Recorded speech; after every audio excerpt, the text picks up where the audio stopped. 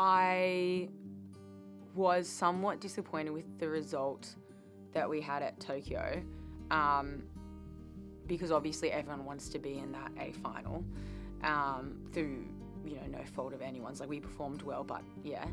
And so I didn't really have much of a break after Tokyo. I was pretty angry and pretty, I just want to train and I just want to get better.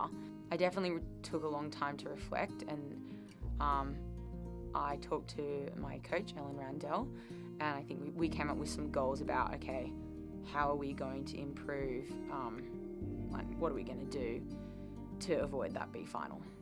So I came back really early on when a lot of the older athletes hadn't, and because a lot of the older athletes hadn't come back yet, I was training a lot in the single scull, and it started to go well. And honestly, I really enjoy rowing the single. It's a different sort of rowing to a bigger boat.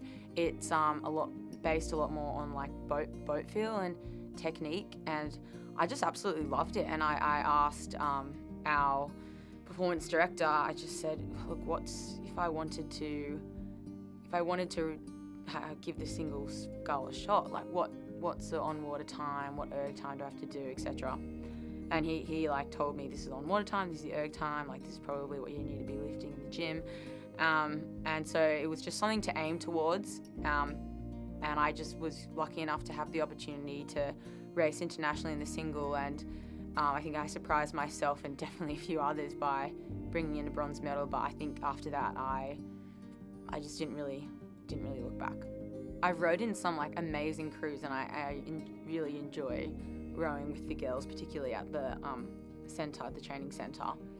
But it's nice to have an element of control in the single where it's all you, and if it goes well, that was you, and if it doesn't go well, then that was also you. So I think I enjoy the extra mental challenge, and I enjoy the control that it gives me.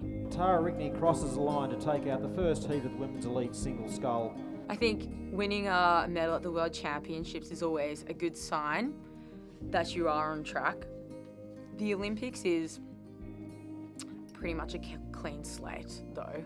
I think when I went to Tokyo, all of a sudden you see 3-time World Championships not make the A final, and it's a very stark reminder that it does matter what happens leading up to the Olympics, but anything can happen, and just because you've got a medal one year, in no way guarantees you even a spot in the A final. So it's a nice reward at the end, but it's by no means makes me feel like I would need to do anything less. I remember when I first became an NSWIS athlete, I was so stoked. I think some of the fondest memories I've had have been at the NSWIS gym. For an athlete like me I made the Tokyo Olympic team outside of the National Training Centre, which there isn't a large portion of people that do that. And so NSWIS has been absolutely pivotal in supporting me and helping me get to a point where I could compete against people at the National Training Centre who have a lot of those sort of things centralised, so like physio, nutritionist, all that. And without NSWIS having that centralised as well for me, I wouldn't have even been able to put myself in a competitive position. So they're extremely important in supporting the up-and-comers, but also athletes who aren't at the centre and who are very gifted still, be able to continue to pursue their dreams.